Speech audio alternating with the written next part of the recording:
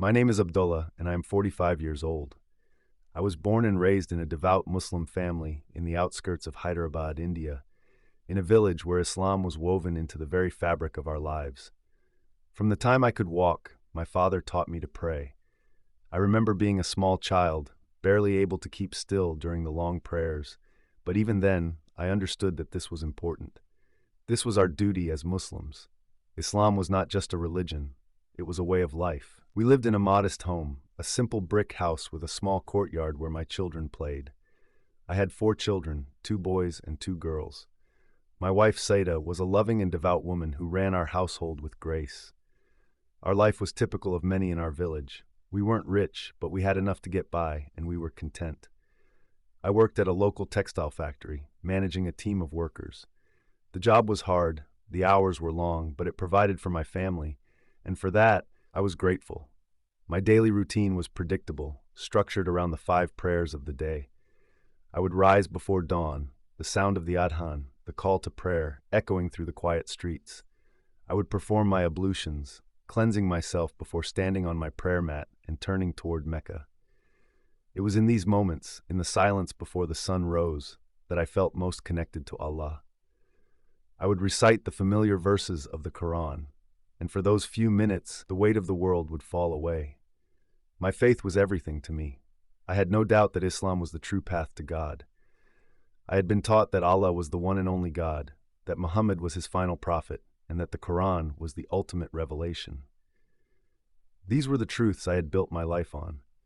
I followed the 5 pillars of Islam with devotion, performing my daily prayers, fasting during Ramadan, giving zakat, charity, and even completing the Hajj pilgrimage to Mecca a few years ago.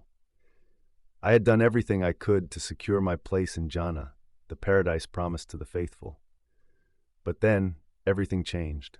It was a calm evening, and the day had been like any other. I had returned home from work, tired but content.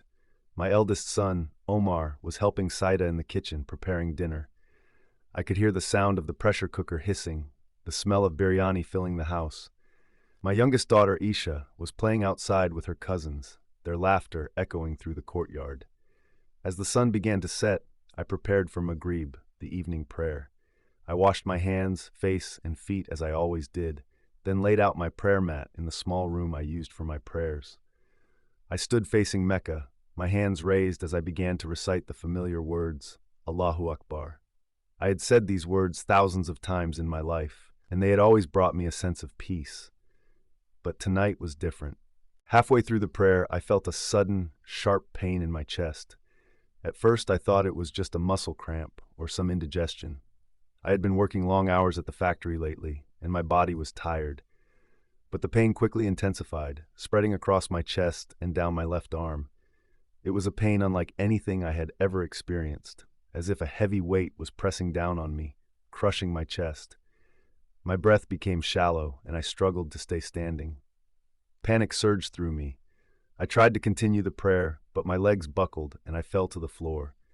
My heart was racing, pounding in my ears, and I could feel sweat pouring down my face. I knew something was terribly wrong. I tried to call out to Saida, but my voice was barely a whisper. The pain was overwhelming, and I could feel my strength slipping away. My vision blurred, and the room began to spin. In that moment, a terrible thought crossed my mind. I am going to die. I had never feared death before. As a Muslim, I believed that death was merely a transition, a passage from this world to the next. I believed that if I lived a righteous life, following the teachings of the Quran and the Hadith, I would be rewarded with eternal paradise. But in this moment, as I lay on the floor, gasping for breath, fear gripped me. What if I wasn't ready? What if I hadn't done enough? My thoughts raced. I had always assumed that when my time came, I would be prepared, that I would face death with dignity and faith. But now, with the reality of death looming over me, all I felt was fear. I tried to remember the prayers I was supposed to say in times of distress, but the words wouldn't come. My mind was a blur, my body weak. Saida rushed into the room, her face pale with fear. She knelt beside me, her hands shaking as she tried to lift me up. Abdullah, what's happening? Are you okay? Her voice was panicked, but it sounded distant, like she was speaking from far away. I don't know, I managed to whisper. My chest felt like it was being crushed, and I could barely breathe. I could see the terror inside his eyes as she reached for her phone, frantically dialing for help. But I knew that help wouldn't come in time. I could feel the life slipping out of me. As I lay there, my vision darkening, I whispered the only words I could remember, Allahu Akbar. I had said those words every day of my life, but now they felt hollow. Where was Allah? Why wasn't He saving me? And then everything went black. I don't know how long I was unconscious. It could have been seconds, minutes, or hours. But when I opened my eyes again, everything had changed. When the darkness first swallowed me, it was as if I had been pulled into a vast, empty void. There was no light, no sound, no sensation, just an overwhelming nothingness. I didn't feel fear or pain anymore. Instead, I felt weightless, detached from the physical world I had known my entire life. I wasn't sure if I was dead or merely unconscious, but I knew that whatever was happening to me was beyond anything I had ever experienced. I don't know how long I drifted in that void. Time felt irrelevant, and I had no way of measuring its passage. But then, gradually, a sensation began to return. It was subtle at first, like a distant echo or a faint vibration, but it grew stronger with each passing moment. I could hear something now, though it wasn't sound in the usual sense. It was more like a deep hum, resonating within my mind rather than in my ears. It was a sound that carried weight, as though it was pulling me toward something, or someone.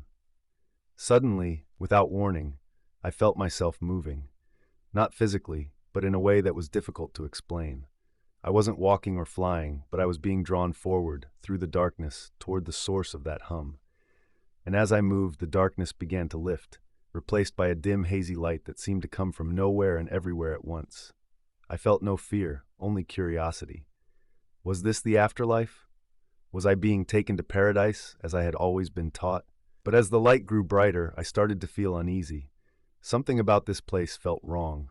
It wasn't the peaceful, serene atmosphere I had imagined Jannah to be. Instead, it felt cold, sterile, and strangely artificial, like I was walking through the hollow shell of something that once held life but now stood empty.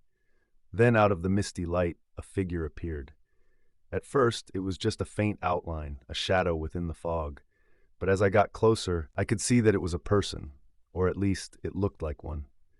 The figure stood tall and motionless, waiting for me. Its body was wrapped in flowing robes, but its face was obscured by a shifting, swirling cloud of light, so I couldn't make out its features. It seemed both human and inhuman at the same time, as though it existed in a realm beyond my understanding. I wanted to stop moving, to turn around and go back, but I couldn't. Something was pulling me toward this figure, something far more powerful than my own will. And as I approached, I felt a deep sense of unease settle in my chest. This was not the presence of Allah. This was not the God I had spent my life worshipping. The figure raised its hand, and I felt a strange force wash over me, like a wave of energy.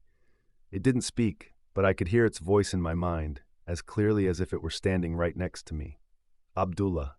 The sound of my name sent a jolt through me. How did this being know my name? Who was it?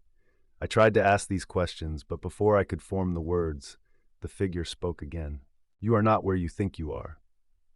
The words echoed in my mind, and for a moment I didn't understand what they meant. But then, as if in response to my confusion, the figure began to reveal something to me.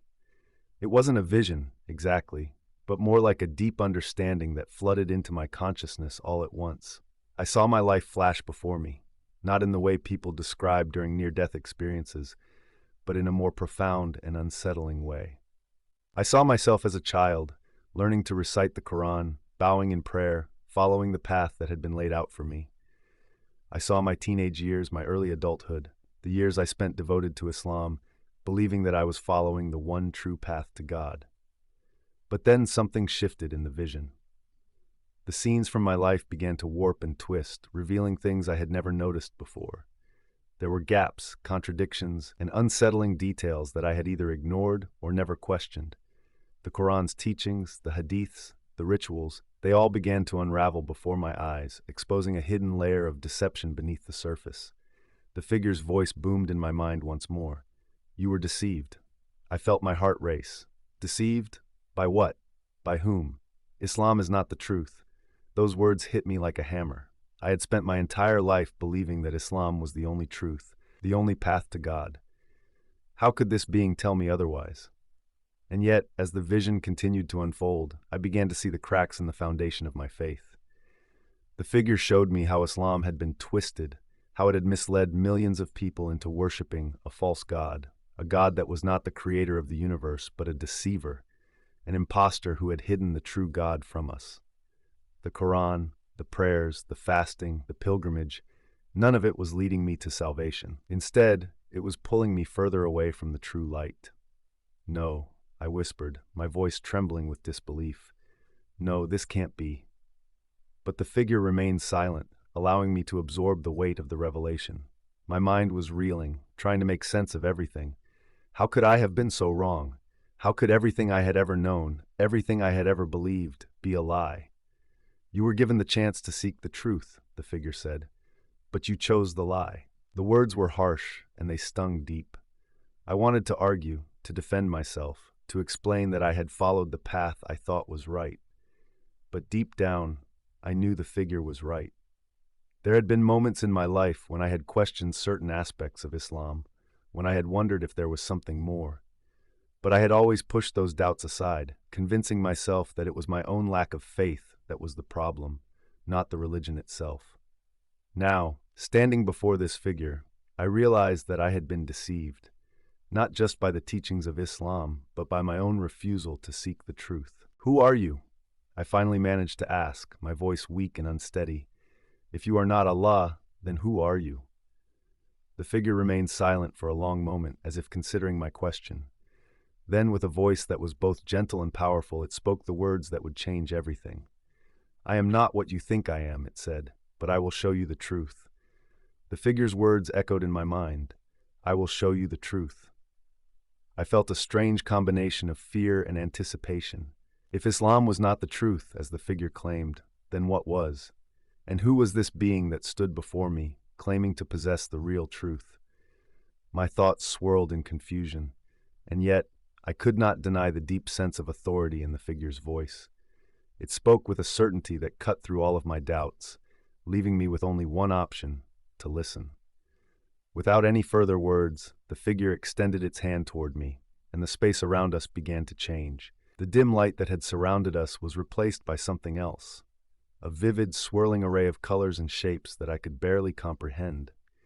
It was as though the veil between worlds was being lifted, revealing things that my human eyes had never been able to see before.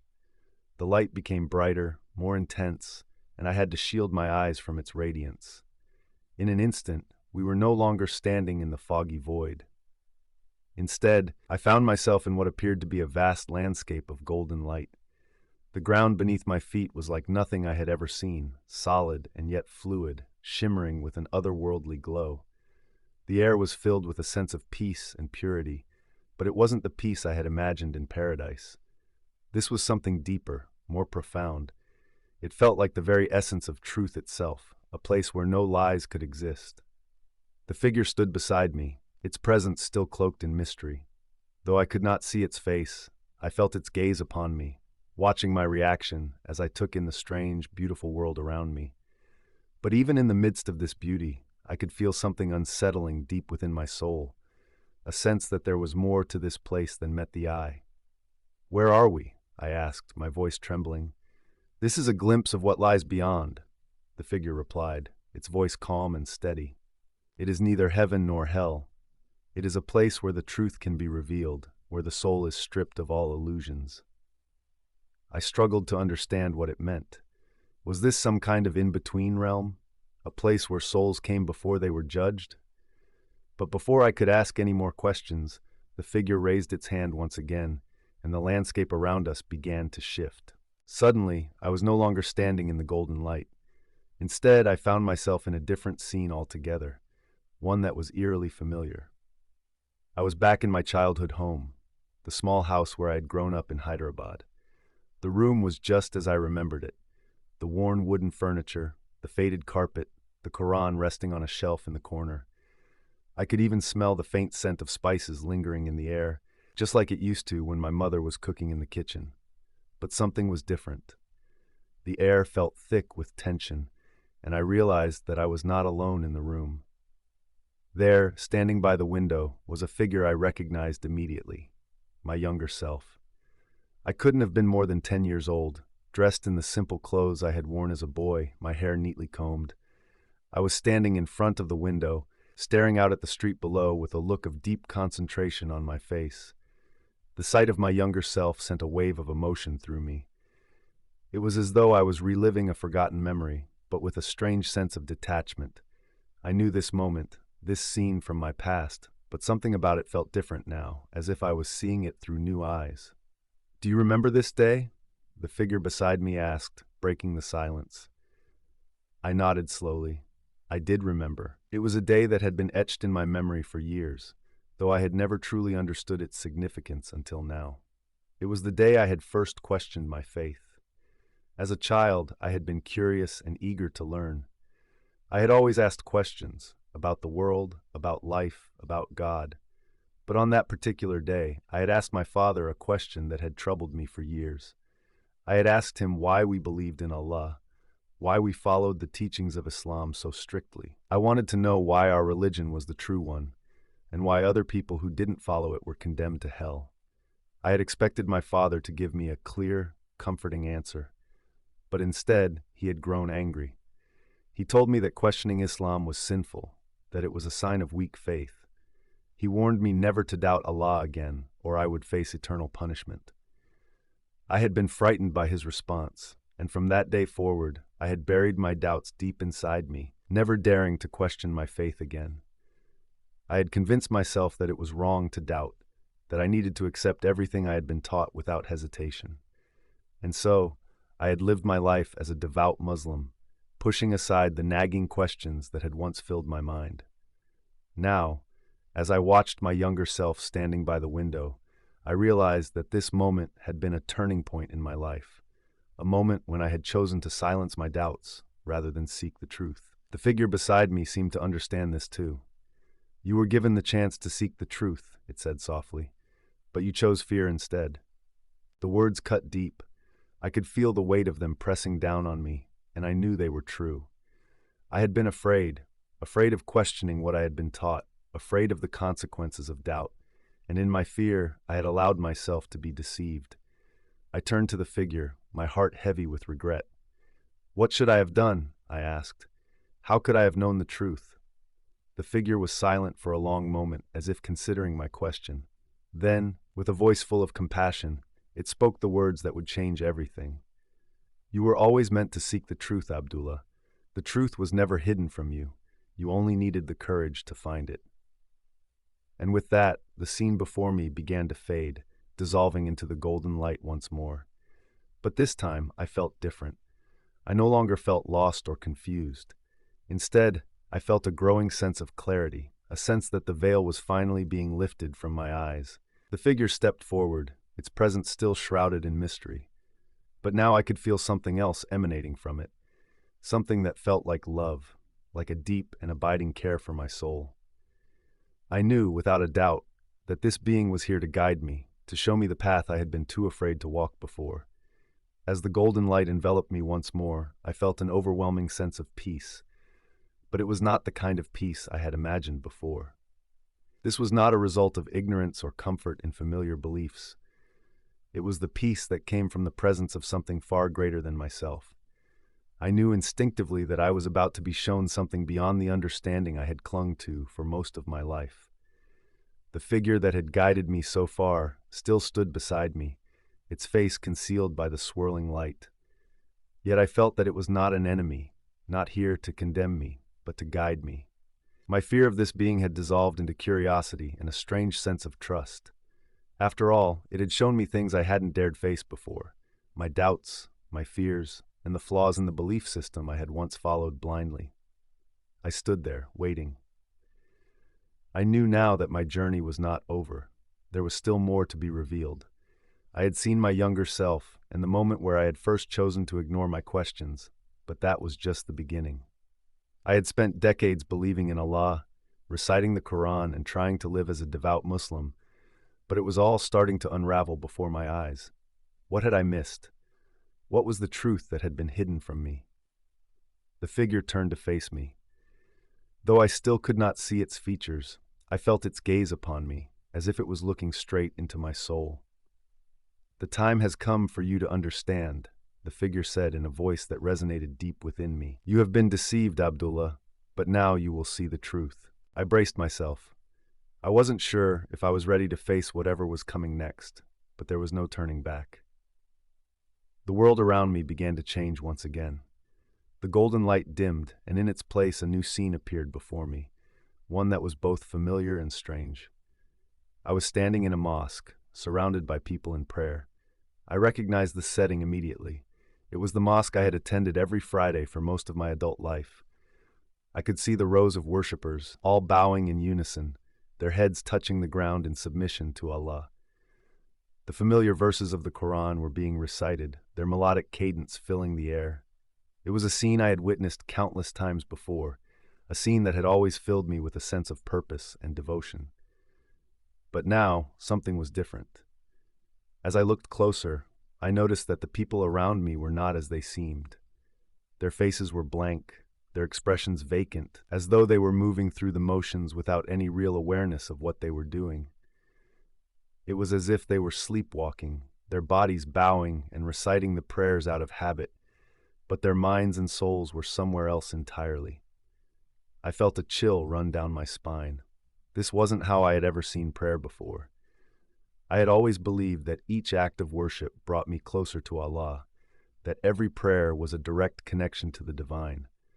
But now, watching the people around me, I realized that something was missing. The figure stepped forward, standing beside me in the midst of the mosque. "Do you see?" it asked. "They pray, but their hearts are far from the truth." I stared at the worshippers, my heart heavy with confusion. I had been one of them. I had spent years praying like this, believing that I was on the right path. But now I could see the emptiness in their actions, the hollowness in their devotion. "What is this?" I asked, my voice barely above a whisper. "Why does it feel so empty?" The figure's voice was calm but firm. "Because they are not praying to the true God. They believe they are, but they have been deceived." The words struck me like a blow. I had always believed that prayer was sacred, that it was the most direct way to communicate with Allah. But now I was being told that it was all a lie.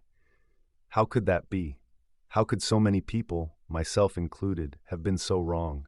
"Islam is not the truth," the figure said again, as if reading my thoughts. "It was never the path to salvation." I shook my head, struggling to comprehend what I was hearing. I had devoted my entire life to Islam. I had followed its teachings, observed its rituals, and believed with all my heart that it was the one true religion. And now, this figure was telling me that it was all a deception? "But how?" I stammered, my voice trembling. "How could this be? How could so many people believe in something that isn't true?"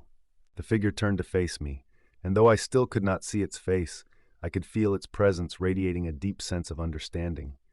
"Deception is powerful," it said, "and those who are deceived often do not realize it until it is too late. They believe they are following the truth, but they are blinded by lies. You were one of them, Abdullah. You were led astray." I felt a wave of despair wash over me. If Islam was not the truth, then what was? If the prayers I had offered for decades were meaningless, then what hope did I have? The figure stepped closer, its voice soft but unwavering. "But it is not too late for you. You have been given this chance to see the truth, to understand what you were too afraid to seek before. You still have a choice." A choice? My mind raced. What choice did I have? I had already lived most of my life in devotion to Islam. Could I really turn away from it now? Could I really accept that everything I had believed in was a lie? The figure gestured toward the mosque around us, where the worshippers continued their empty prayers. "Do you want to continue living in this deception, or do you want to know the real truth?" I swallowed hard, my throat dry. I didn't know what the truth was anymore. Everything I had ever known was crumbling before me, and I felt lost, adrift in a sea of confusion.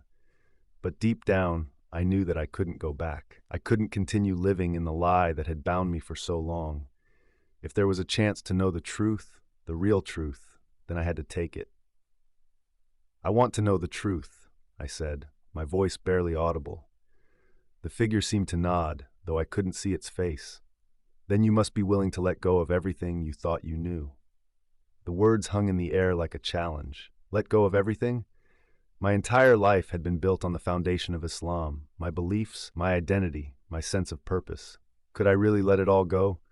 The figure stepped closer, its voice gentle but firm. The truth is not always easy to accept, but once you see it, you will never be the same. I took a deep breath, steeling myself for what was to come. Show me, I said. Show me the truth. The figure reached out its hand, and the world around us began to shift once more.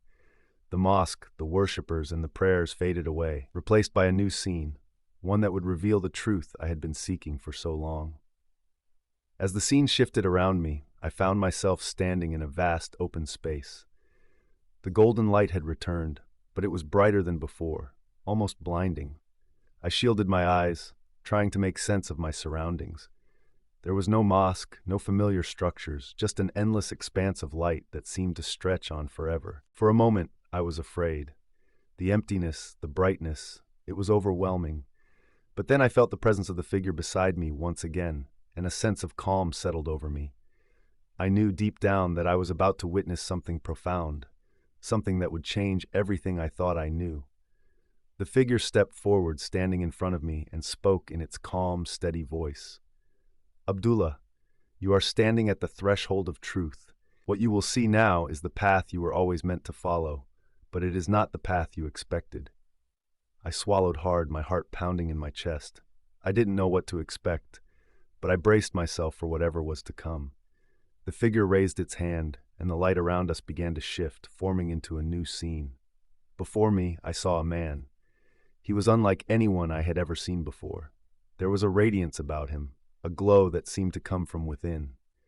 His face was calm, peaceful, yet there was a strength in his presence that I could not ignore. His eyes were kind, filled with a love that seemed to reach out and touch my very soul. The man stood at the center of the scene, and around him I saw others, people from all walks of life. Some were dressed in simple clothes, others in robes, and still others in garments that seemed ancient, like something out of a time long past. They were all gathered around the man, their faces filled with awe and reverence. I could sense that they knew who he was, that they understood something I had yet to grasp. I took a step forward, my eyes fixed on the man. There was something about him, something powerful, yet gentle. He wasn't like the prophets I had read about in the Quran. He was different. I didn't know how I knew, but deep inside I felt that this man was someone more than a prophet. There was a holiness about him that I couldn't explain. "Who is this?" I asked, my voice trembling. The figure beside me didn't answer right away. Instead, it let me observe the scene for a while longer. The people around the man knelt before him, their faces filled with devotion and love. There was no fear in their expressions, no sense of duty or obligation, only a deep, genuine love that I had never seen before. As I watched, the man began to speak. His voice was gentle, yet it carried a weight that seemed to echo through the very air around us. I couldn't understand the words he was saying, but somehow I felt them deep within me. It was as if his voice was speaking to my soul, revealing truths that I had long forgotten. "He is the truth," the figure said finally, breaking the silence. "This is the one you were meant to know, the one you were always searching for." I turned to the figure, my mind racing. "Who is he?" I asked again, my voice more urgent this time. The figure's voice was calm, but there was a sense of gravity in its words. "He is the Son of God. He is the one who came into the world to show humanity the way to the Father. His name is Jesus." The name hit me like a thunderbolt. Jesus? I had heard of him before, of course. In Islam, Jesus was considered a prophet, a messenger of God. But that was all. He was not divine. He was not the Son of God. And yet, standing here in this place, I could feel something shifting inside me. This man, this Jesus, was not just a prophet. He was something far greater.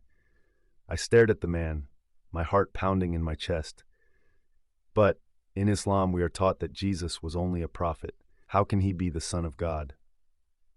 The figure turned to me, its voice filled with compassion.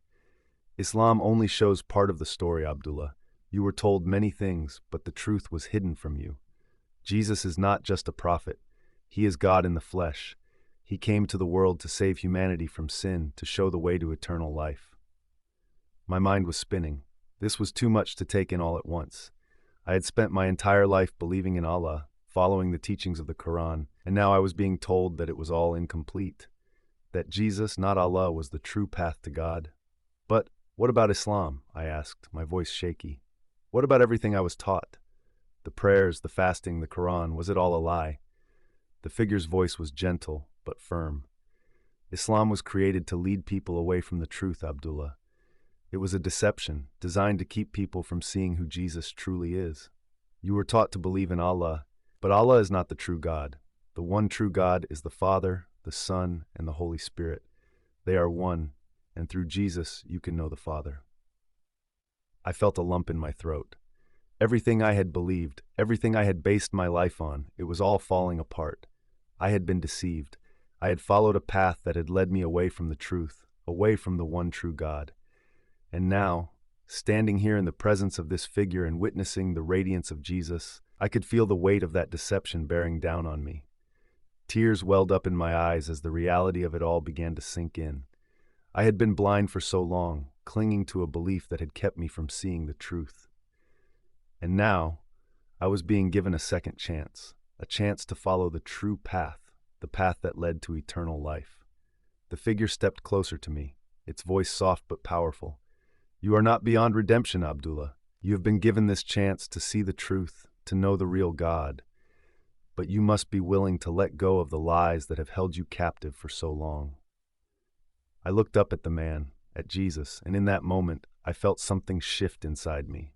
It was as if a weight had been lifted from my soul, a burden I hadn't even realized I was carrying. The love in his eyes, the peace that radiated from him, it was unlike anything I had ever experienced. This was the truth. I could feel it deep within me. I fell to my knees, tears streaming down my face. I believe, I whispered, my voice trembling. I believe in you, Jesus. Show me the way.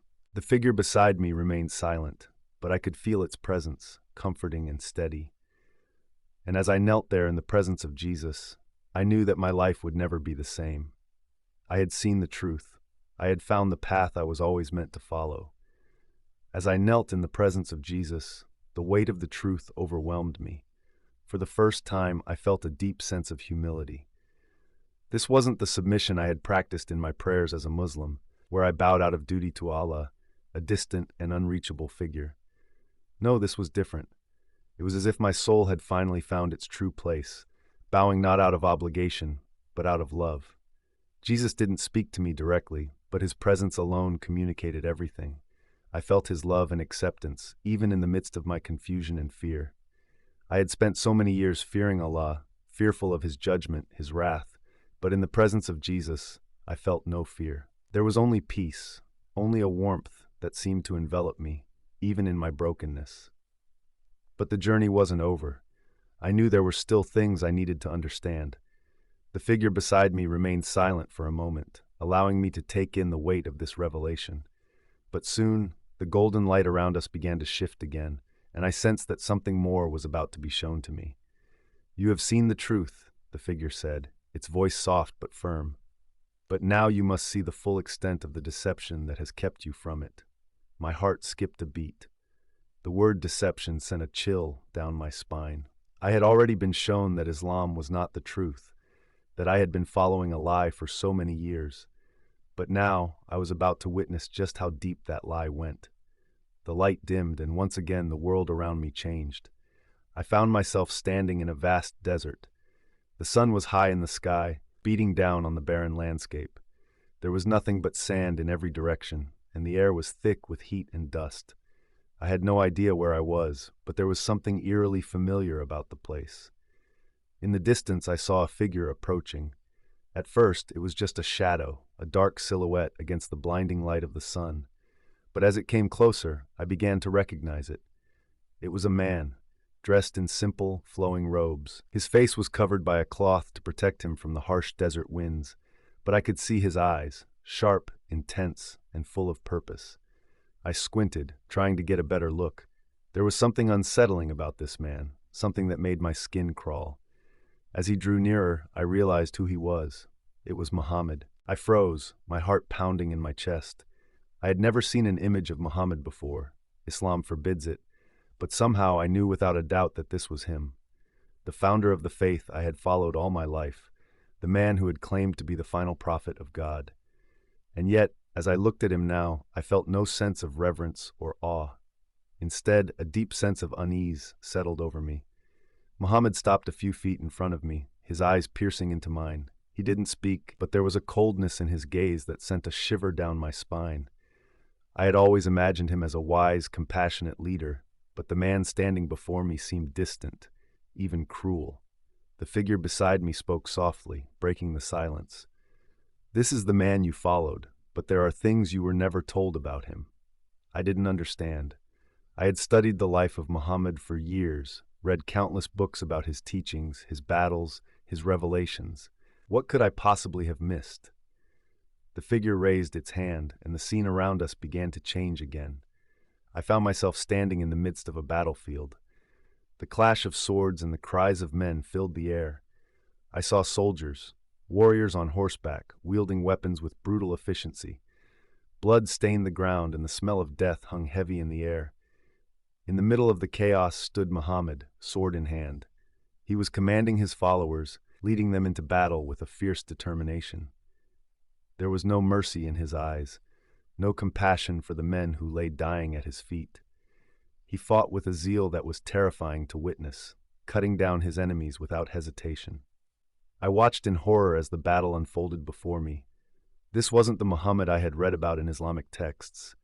This was a man consumed by violence, driven by a desire for power and conquest. The teachings of peace and submission I had once believed in seemed hollow in the face of this brutal reality.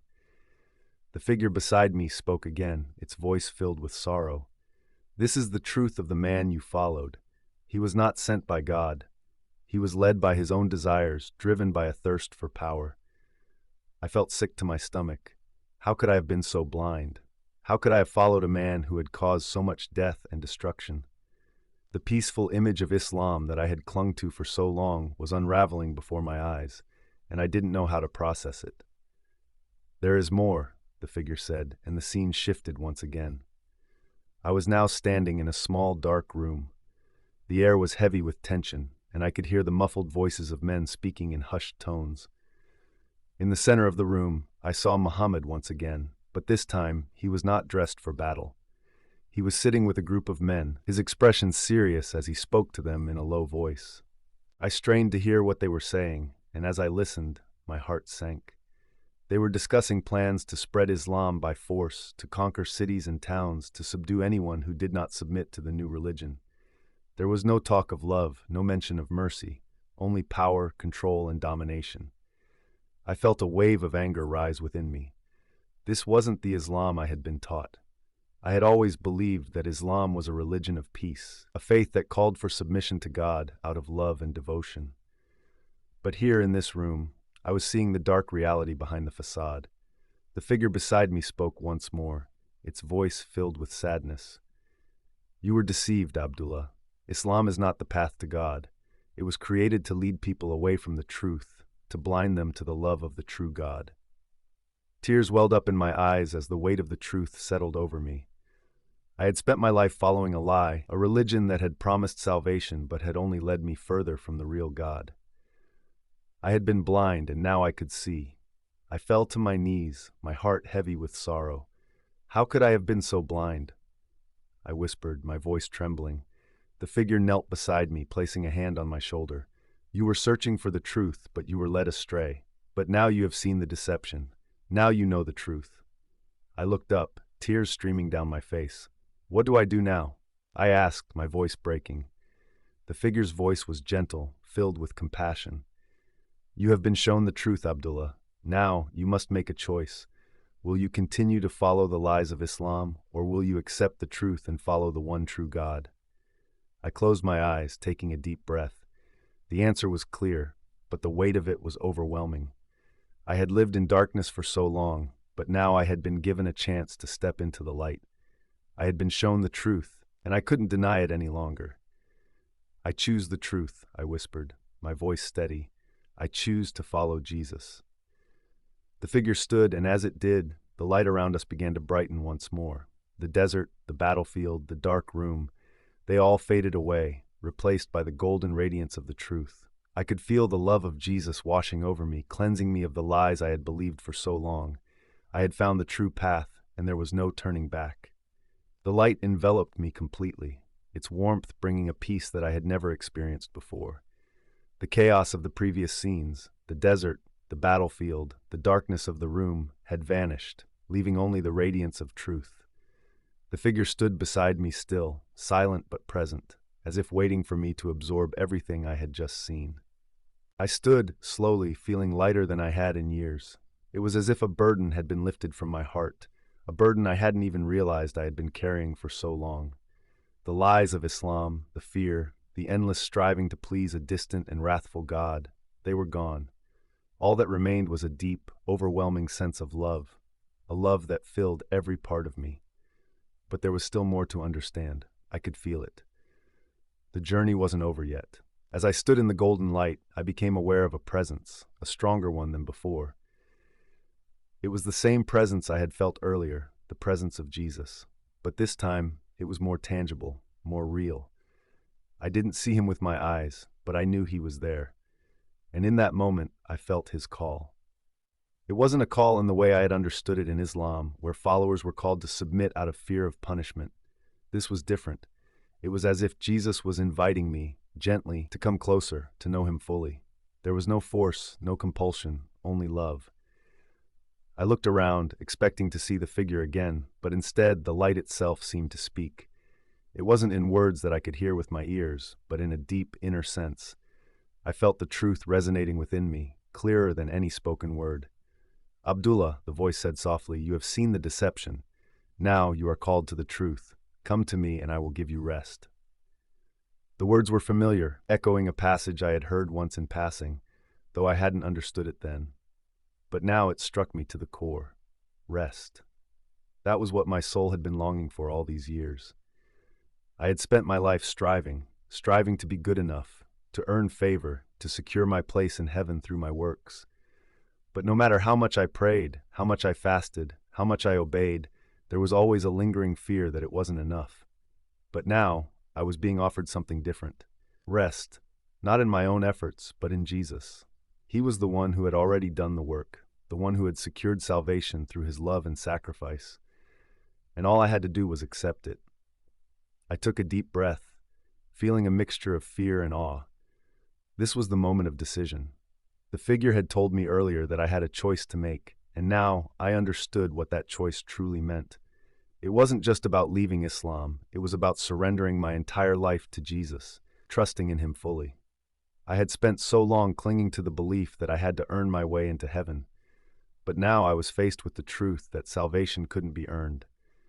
It was a gift, freely given by the grace of God, and all I had to do was receive it. For a moment I hesitated. The teachings of Islam had been deeply ingrained in me, and the idea of simply letting go of them felt terrifying. Could it really be that simple? Could I really find peace and salvation through faith in Jesus alone? As if sensing my hesitation, the voice spoke again, this time with a gentle urgency. "Come to me, all who are weary and burdened, and I will give you rest." The words echoed in my soul, and I knew, without a doubt, that this was the truth. I had been weary, burdened by the weight of a religion that had offered no true hope, but now I was being offered something far greater, something real. "I believe," I whispered, my voice trembling. "I believe in you, Jesus." The moment the words left my lips, I felt a surge of joy unlike anything I had ever experienced. It wasn't just an emotion. It was a deep, soul-level joy, a sense of being truly free. For the first time in my life, I wasn't afraid. I wasn't striving. I wasn't bound by fear of judgment or punishment. I was free. The light around me seemed to grow even brighter, as if responding to the decision I had made. And in that moment, I knew that everything had changed. I was no longer the man I had been before. I was new, reborn in the love and grace of Jesus Christ. The figure beside me remained silent, but I could feel its presence more strongly than ever. It was as if it was rejoicing with me, celebrating the choice I had made. I had found the truth, and there was no going back. But even as I basked in the joy of this moment, I knew there was more to understand. The figure had shown me the deception of Islam, but there was still a part of me that wondered, what about those who were still trapped in it? What about the millions of people who, like me, had been following the lies of a false religion? As if reading my thoughts, the figure spoke once again. You have been shown the truth, Abdullah, but many are still lost in the darkness. You have been called not only to follow the truth, but to share it with others. The weight of those words settled over me, and I realized what was being asked of me. It wasn't enough to simply accept the truth for myself. I had been given a great gift, and now I had a responsibility to share it with others. But how, I asked, my voice barely a whisper. How can I make them see what I have seen? How can I show them the truth when they are so blinded by the lies? The figure's voice was gentle, but firm. You cannot do it alone, Abdullah, but you are not alone. The Spirit of God will guide you, just as it has guided you to this moment. Speak the truth, and trust in the power of God to open their eyes. I nodded, feeling the weight of the responsibility, but also the peace that came with it. I didn't have to do this on my own. Jesus had shown me the way, and now I was called to follow him, not just for my own salvation, but to help others find the same truth. As the light around me began to fade, I felt a sense of peace settle over me. I had made my choice. I had found the true path, and I was ready to follow it, no matter where it led. The golden light around me faded gradually, and I found myself standing in darkness once again. But this time, the darkness wasn't frightening. It was peaceful, like the quiet before dawn, a stillness that allowed me to reflect on everything I had just witnessed. I had seen the truth. I had accepted Jesus, and now I knew that my life would never be the same. But as I stood in that quiet space, I became aware of the weight of the mission I had just been given. I had seen the deception of Islam firsthand. I had seen how it led millions away from the truth, how it blinded people to the love and grace of God. And now I was being called to share the truth with others, to help those who were still trapped in the darkness to find the light. The enormity of it all was overwhelming. How could I, one man, possibly make a difference in the lives of so many? How could I convince others to leave behind the beliefs they had held all their lives, the same way I had once clung to Islam? The task seemed impossible.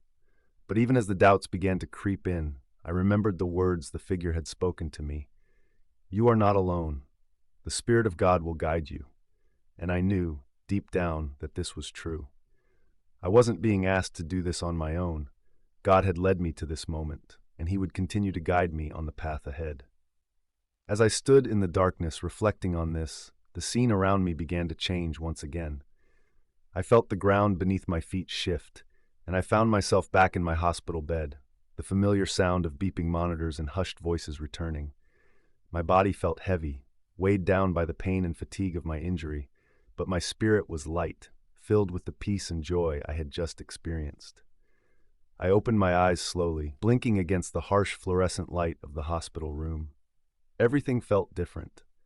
I was back in the world, but I wasn't the same person who had been lying in that bed before. I had been changed, transformed by the truth I had seen during my near-death experience. The room was quiet, save for the soft sound of my breathing and the steady beeping of the machines. I turned my head slightly, wincing at the pain in my neck. To my surprise, I saw a familiar face sitting beside me, my sister Hannah. She was asleep, her head resting on her arm, which was draped over the side of the chair. I watched her for a moment, feeling a surge of gratitude. Hannah had always been there for me through the ups and downs of life. She had never wavered in her support, even when I had pushed her away because of my strict adherence to Islam. And now I realized she was one of the people I had been called to share the truth with. But how could I even begin to explain what I had just experienced? How could I tell her that everything we had believed in, everything we had been taught about Islam, was a lie? The thought of it filled me with anxiety, but I knew I couldn't keep this to myself. The truth wasn't just for me, it was for everyone who was willing to listen.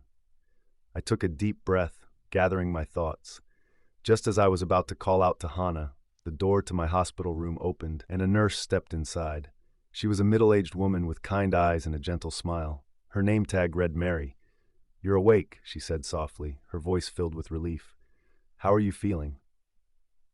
I nodded slowly, trying to find the words to describe what I had just been through. But how could I explain it?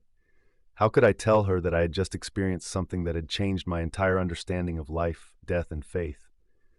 I'm okay, I finally managed to say, my voice hoarse.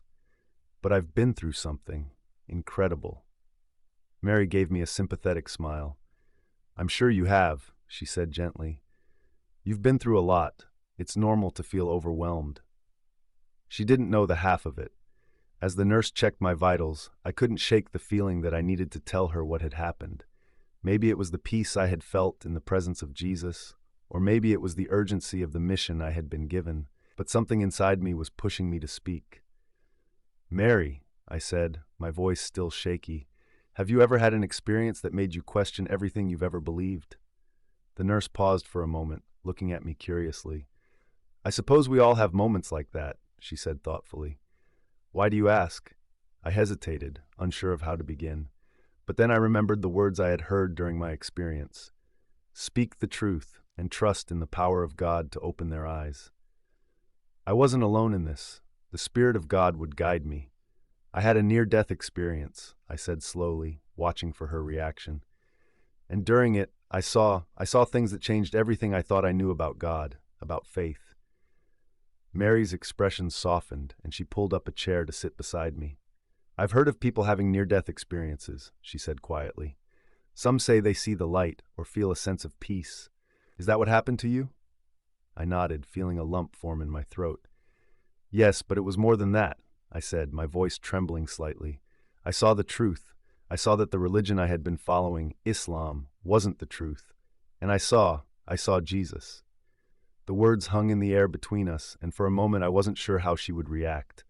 But instead of skepticism or disbelief, Mary's expression was one of quiet understanding. I'm a Christian, she said softly, and I've heard stories like yours before. People who have had experiences that led them to Jesus. It's not uncommon, you know. My heart skipped a beat at her words. You're a Christian? I asked, my voice filled with surprise. Mary nodded, her smile gentle. Yes, I am, and it sounds like you've had an encounter with him too. Tears welled up in my eyes as I realized that I wasn't alone in this. There were others, people like Mary, who understood what I had experienced, who had found the truth in Jesus just as I had. I don't know what to do, I admitted, my voice shaking. I've spent my whole life as a Muslim. How do I even begin to tell my family, my friends? How do I start this new life? Mary reached out and placed a comforting hand on mine. You don't have to have all the answers right now, she said softly. But you've taken the first step, and that's what matters. Trust in God to guide you. He'll show you the way. Her words brought a sense of peace to my heart, and I knew she was right. I didn't have to figure everything out all at once. The journey I was on wasn't just about leaving behind the lies of Islam. It was about learning to walk in the truth, one step at a time. As Mary left the room, I lay back against the pillows, my mind still reeling from everything that had happened. The mission ahead of me was daunting, but I wasn't afraid anymore. I had found the truth, and I knew that God would be with me every step of the way. As I drifted off to sleep, the words of Jesus echoed in my heart. Come to me, and I will give you rest. And for the first time in my life, I truly understood what that meant. Waking up the next morning, the reality of what I had been through weighed heavily on me. My body ached from the after effects of the near-death experience, but my mind felt clearer than it had in years. The truth I had encountered during my journey beyond this life had left an indelible mark on my soul. It wasn't something I could ignore or keep hidden. I knew that my life had been changed forever, and now I had a responsibility, a mission to share that truth. I glanced over at Hannah, who was still sitting beside my hospital bed. She must have stayed the entire night, keeping watch over me, making sure I was safe. Her loyalty had always been one of her strongest traits, and now more than ever I felt grateful for her presence. But with that gratitude came a heavy burden. How could I tell her? How could I tell my sister, who had been raised in the same Islamic faith as I had, that everything we had believed in was a lie? How could I ask her to abandon the traditions, the prayers, the beliefs that had shaped her entire identity? I shifted uncomfortably in the hospital bed, careful not to disturb her. My body felt weak, but my spirit was alive with the truth I had encountered. I knew that I couldn't keep this to myself, but the fear of rejection gnawed at me. Would she even listen? Or would she dismiss everything I had to say as madness, as the ramblings of a man who had nearly died? Before I could think any further, Hannah stirred. She rubbed her eyes and sat up, blinking in the harsh hospital light. When she noticed I was awake, her face lit up with relief. "Abdullah," she exclaimed, standing up and rushing to my side. "You're awake. How are you feeling?" "I'm okay," I replied, my voice still hoarse from the ordeal. "Better, I think." She smiled, her eyes filled with concern. "You scared us, you know. We thought we might lose you." The weight of her words hung in the air, and for a moment, I didn't know how to respond. She had no idea how close I had come to death, or the things I had seen on the other side. "I'm sorry," I said softly, looking down at the bed. "But something happened while I was unconscious, Hannah. Something I need to tell you." Her expression changed, a mixture of curiosity and apprehension crossing her face. She pulled her chair closer and sat down again, her hands folded in her lap. "What do you mean?" she asked cautiously. "What happened?" I took a deep breath, bracing myself for what was about to come. This was it, the moment I had been dreading, but also the moment I had to face. I couldn't hide the truth anymore, not from her, not from anyone. "Hannah," I began slowly, choosing my words carefully. "While I was unconscious, I had an experience, a near-death experience. I saw things that have changed everything I thought I knew." Her brow furrowed in confusion. "What do you mean? What did you see?" I hesitated for a moment, gathering my thoughts. How could I possibly explain something so profound, so life-altering, in a way that she would understand? "I saw the truth," I said finally, my voice trembling. "I saw that everything we've been taught, everything we've believed in about Islam, it's not the truth. Hannah, I saw Jesus." Her eyes widened in shock, and for a moment she just stared at me, as if trying to process what I had just said. "Jesus?" she repeated, her voice full of disbelief. "But, Abdullah, we're Muslims. We don't believe in Jesus like the Christians do. He was just a prophet, not—" "No," I interrupted gently, shaking my head. "He wasn't just a prophet, Hannah. He is the Son of God. I saw him, and I know now that he is the truth. Everything we were taught about Allah, about Islam, it was all a lie." The words hung in the air between us, heavy with the weight of what they implied. Hannah's face paled, and I could see the confusion and disbelief swirling in her eyes. She opened her mouth to speak, but no words came out. It was as if she couldn't comprehend what I was saying, as if the very idea was too foreign, too impossible to accept. "Abdullah," she finally managed to say, her voice shaky, "are you sure you're okay? I mean, maybe you were dreaming or hallucinating. You were unconscious for a long time. People sometimes see things when they're near death." "I wasn't dreaming," I said firmly, cutting her off. "I know what I saw, Hannah. It was real. I met Jesus, and he showed me the truth. He showed me that Islam is a deception, a lie meant to keep people from knowing the real God." Her eyes filled with tears, and I could see the struggle in her face. The internal battle between the faith she had known all her life and the possibility that I was telling her something she couldn't understand, something that terrified her. "I don't know what to say," she whispered, wiping her eyes. I don't know if I can believe this, Abdullah." I felt a pang of sadness at her words, but I couldn't blame her. I had spent my whole life believing in the same things she did. How could I expect her to abandon those beliefs so easily? "I know it's hard to understand," I said gently, reaching out to take her hand. "It was hard for me too, but I've seen the truth, Hannah. I've been given a second chance, and I can't ignore what I've learned. Jesus is the way, the truth, and the life. He is the only path to salvation." She stared at me, her eyes searching mine for answers, for reassurance. "What are you saying, Abdullah? Are you leaving Islam? Are you becoming Christian?" I took a deep breath, nodding slowly. "Yes," I said, my voice steady. "I have to. I can't go back to the lies, Hannah. I've seen the truth, and I have to follow it." Tears streamed down her face as she pulled her hand away from mine, standing up abruptly. "I don't know if I can handle this," she said, her voice cracking with emotion. "This is too much, Abdullah. You're asking me to turn my back on everything we've ever known. I don't know if I can do that." I felt a deep ache in my chest, knowing how much pain I was causing her, but I also knew that I couldn't go back. I couldn't live a lie any longer.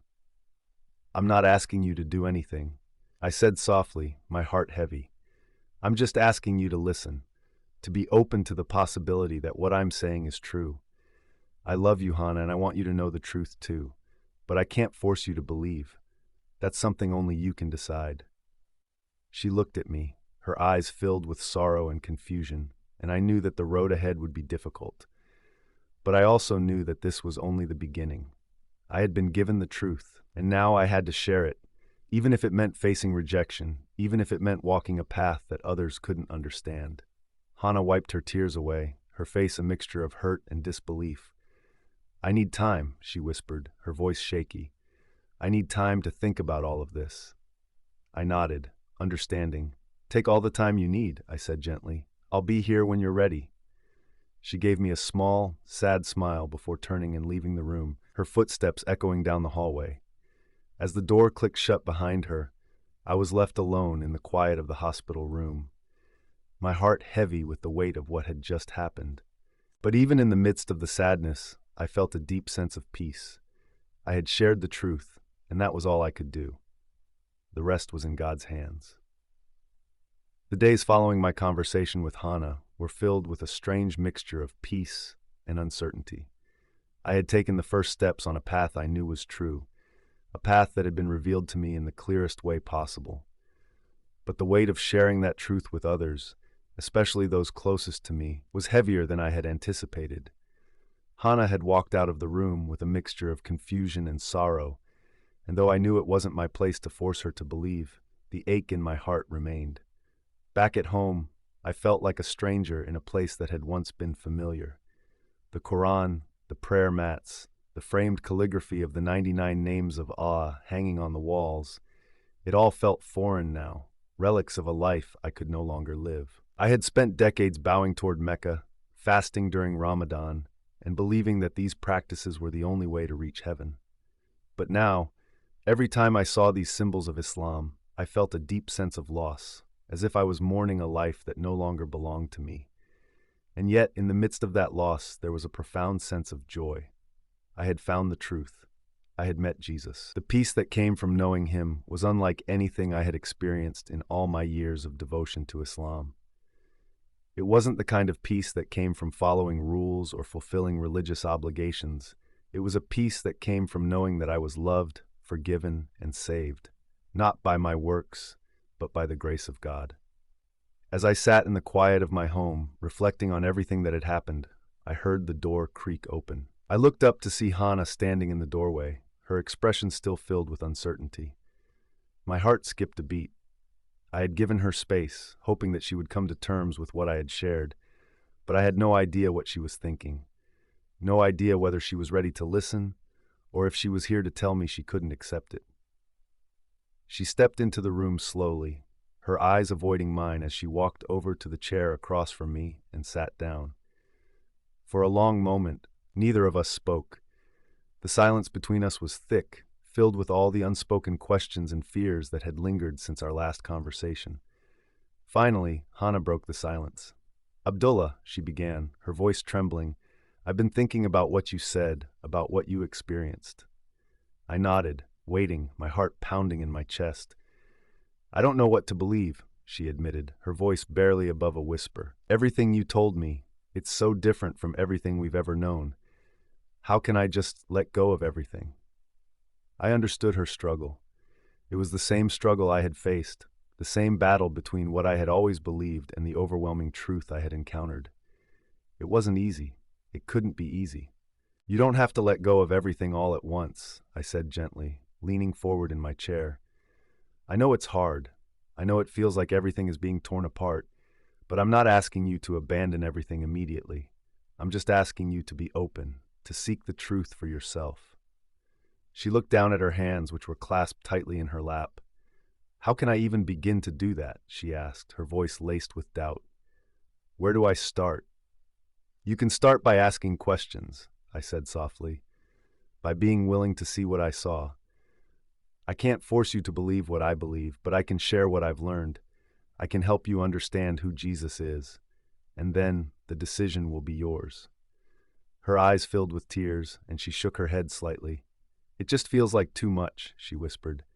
"Like everything I've ever known is falling apart." I felt a deep sense of compassion for her. I knew exactly what she was feeling: the fear, the confusion, the sense of losing everything that had once been solid and sure. But I also knew that the truth was worth the struggle.